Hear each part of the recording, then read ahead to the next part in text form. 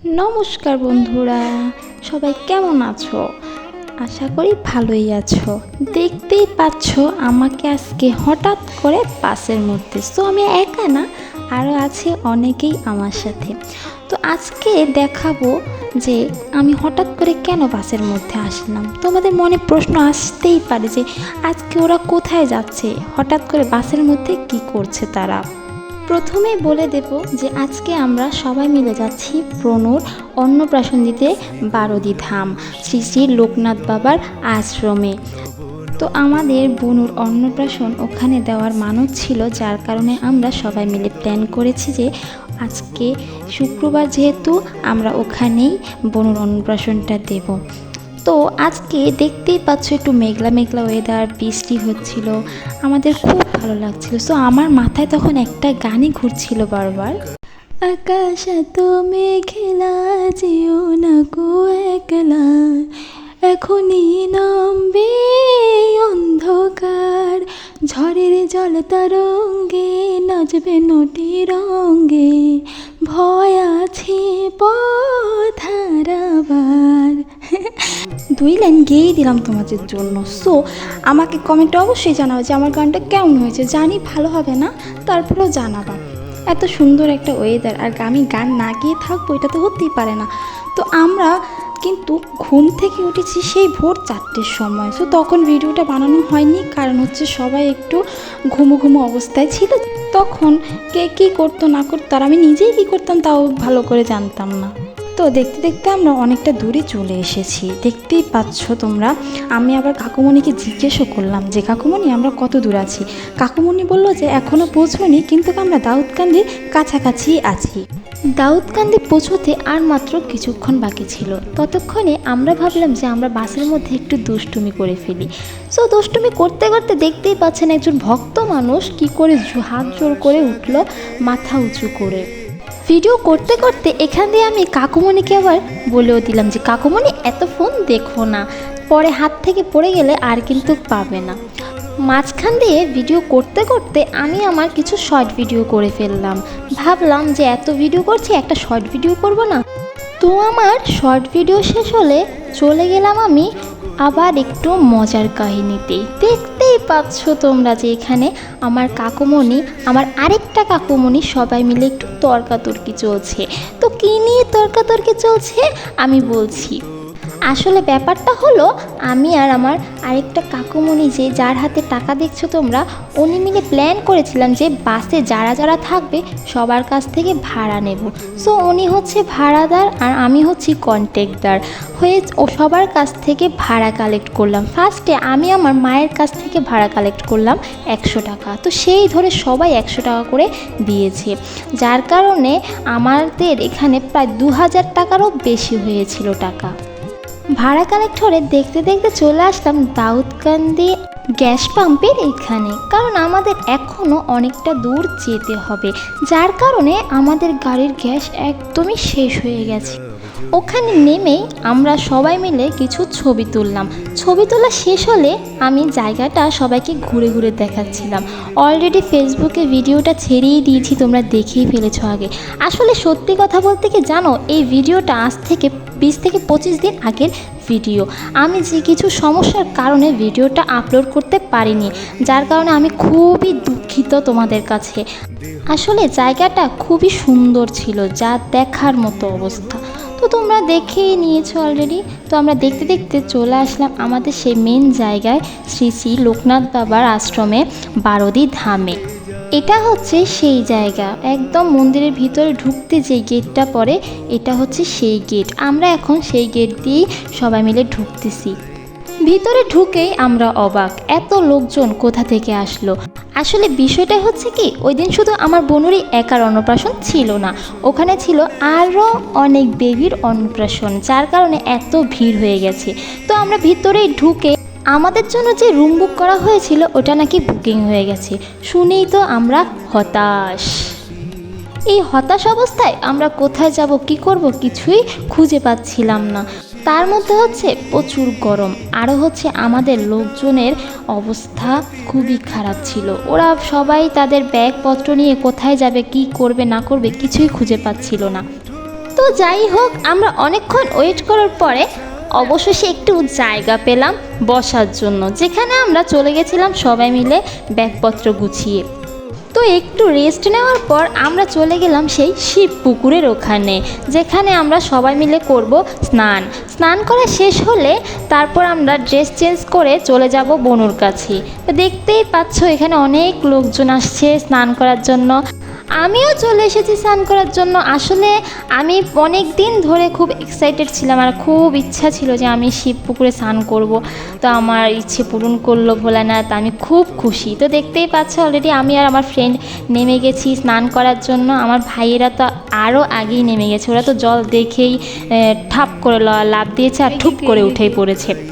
আমি নামার আগেই সবাই নেমে স্নান করে ফেললো। তার মধ্যে সঞ্জয় কাকু ছিল, যা একটু সাপোর্ট পেয়েছিলাম, উনিও স্নান করে উঠে চলে যাচ্ছে।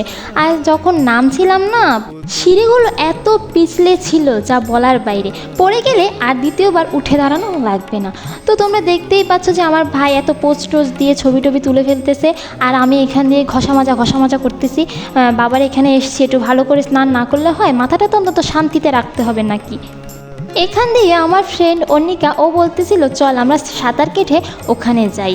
আমি বললাম যে ভাই আমি খুব ভয় পাই, আমি এমনিতেই সাঁতার পারি না, যার কারণে আমি সাপোর্ট তোকে নিয়ে নেমেছি, আর তুই আমাকে অন্তত এটা বলিস না। আমি এখান থেকে বাবাকে দর্শন করেছি, প্রণাম করেছি, এই অনেক। তো আমাদের স্নান করা শেষ হয়ে গেলে আমরা চলে গেলাম ড্রেস চেঞ্জ করতে। ড্রেস চেঞ্জ করে এসে আমাদের যেই জায়গায় বিশ্রাম করতে দেওয়া হয়েছিল আমরা সেই জায়গায় চলে আসলাম। অলরেডি দেখেই ফেলেছেন আপনারা যে এখানে সবাই স্নান করে রেডি হয়ে গেছে, একমাত্র আমিই বাকি আছি স্নান করার রেডি হওয়ার। তো আগে বনুকে রেডি করাবো, তারপর নিজেরা রেডি হব। আরও অনেকেই চলে এসেছে এখানে স্নান করে রেডি হতে। অচেনা জায়গা, অচেনা লোকজন, কে কার বোঝে মন, হবে চোখে চোখে কথা আর অজানা ব্যক্তির সাথে দেখা, তাই সামলে রাখতে হবে মন, কে জানে আবার নিয়ে যাবে কখন। আর বলবো না ছন্দ, মুখ করলাম বন্ধ, দেখতেই থাকো কি করে আমরা রেডি হচ্ছি। कृष्ण गोविंद हरे मुरारे हे नाथ नारायण वासुदेवा श्री कृष्ण गोविंद हरे मुरारे हे नाथ नारायण वासुदेवा देवकी नंदन तुमको वंदन रखते सबकी राज। অবশেষে শেষ হলো আমাদের রেডি হওয়া। আমরা বনুকে নিয়ে চলে এসেছি মন্দিরের এখানে। তো তোমাদের আজকে দেখাবো যে আমার এইসব ভিডিও করার পিছনে কারা কারা থাকে। আজকে ওদের ভিডিও আমি করেছি, সব সময় তো ওরা আমার ভিডিওই করে দেয়, আজ না হয় আমি তাদের ভিডিওটা করে দিলাম, একটু হেল্প করতেই পারি। আমার যে একার শুধু ভিডিও করার শখ, ছবি তোলার শখ তেমন না। আমার এই ভিডিও করার পিছনে যারা অক্লান্ত পরিশ্রম করে যায় তাদেরও তো একটু ইচ্ছে হয় নাকি যে আমরাও ছবি তুলি, আমরাও ভিডিও করি, আমরাও একটু ক্যামেরার সামনে আসি। তাই আজকে আমিও তাদেরকে একটু ছবি তুলে দিলাম, ভিডিও করে দিলাম। তো এবার দেখতেই পাচ্ছ আমরা বনুকে নিয়ে চলে এসেছি, ওকে নিয়ে এবার আমরা প্রদক্ষিণ করব মণ্ডপ। আমাদের সাথে যারা যারা এসেছিল তারা সবাই স্নান করে রেডি হয়ে অলরেডি চলে এসেছে আমাদের সাথে মন্দির প্রদক্ষিণ করতে। আমরা বনুকে নিয়ে মন্দির প্রদক্ষিণ করছি। একদম সামনে ছিল আমার কাকুমণি, যিনি ফলের বাটা নিয়ে সামনে এগিয়ে যাচ্ছে।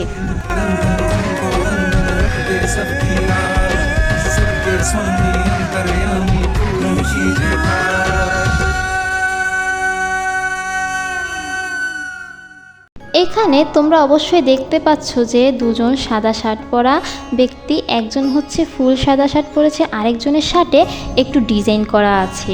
তো এরা দুজনে হচ্ছে আমার একজন ভিডিওগ্রাফার, একজন ফটোগ্রাফার। তো একজন ছবি তুলে দেয়, আরেকজন ভিডিও করে এডিট করে দেয়। এই দুজনের কথাই বলেছিলাম আপনাদেরকে।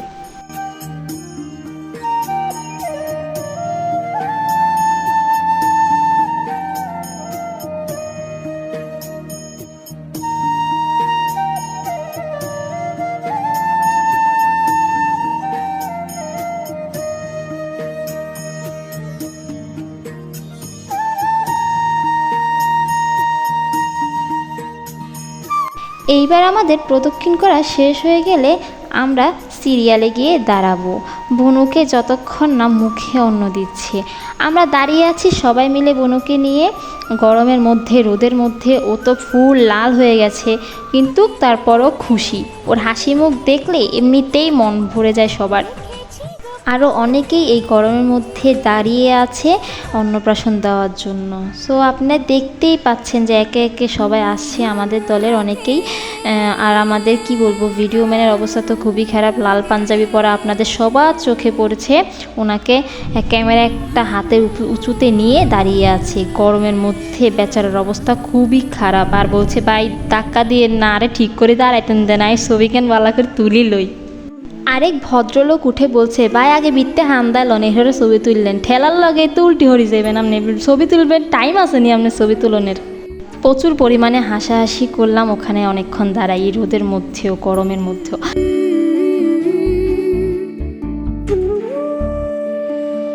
তারপর আমরা চলে গেলাম খাওয়া দাওয়ার ওখানে, খাওয়া দাওয়া করতে। তো দেখতেই পাচ্ছ খাওয়ার ওখানে বসে একটু দুষ্টামিও করে ফেললাম।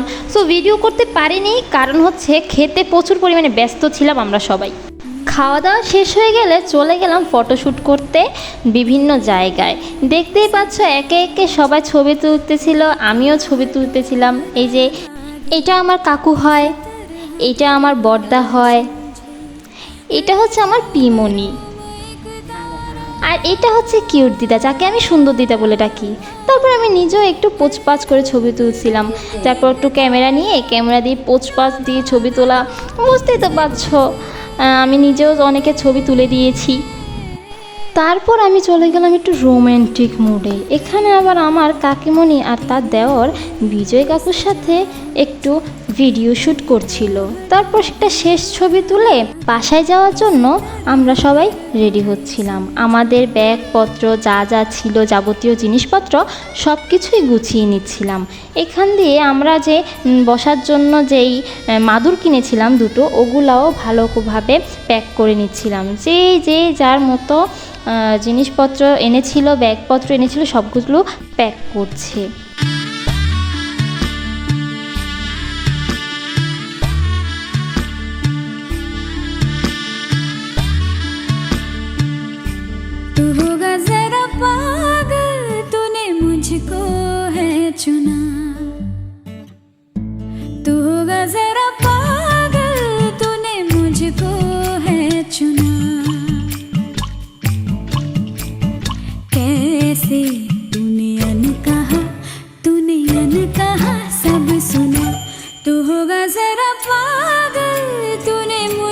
এইবার আমরা শেষবারের মতো বাবার এখানে প্রণাম করে আশীর্বাদ নিয়ে বাসায় যাওয়ার জন্য প্রস্তুত। বেরিয়ে পড়েছি বাসায় যাওয়ার জন্য। গেট থেকে বেরোচ্ছি আমি, আন্টি, আমার ফ্রেন্ড অন্নিকা। আমাদের এই কজনকে বাদ রেখে সবাই চলে গিয়েছিল গাড়িতে।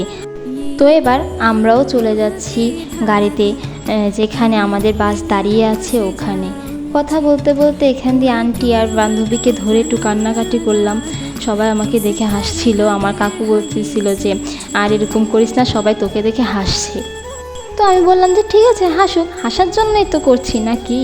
তারপর আমি আস্তে আস্তে বাসের দিকে এগোলাম। ভাইয়া টাইয়া সব ভাইয়া আবার দুটো ঠাকুরের ফটোও কিনলো, দেখতেই পেলে তোমরা। এখন এগুলোকে খুলে দেখাবেও। ঠাকুরের ছবিগুলো খুবই সুন্দর ছিল। এই যে দেখো ওরা খুলে দেখাচ্ছে, রাধাকৃষ্ণের ছবি, একটা গোপালের ছবি, খুব সুন্দর ছিল ওইটা। সো ভিডিওটা সবার কেমন লাগলো অবশ্যই কমেন্টে জানাবে। ধন্যবাদ সবাইকে।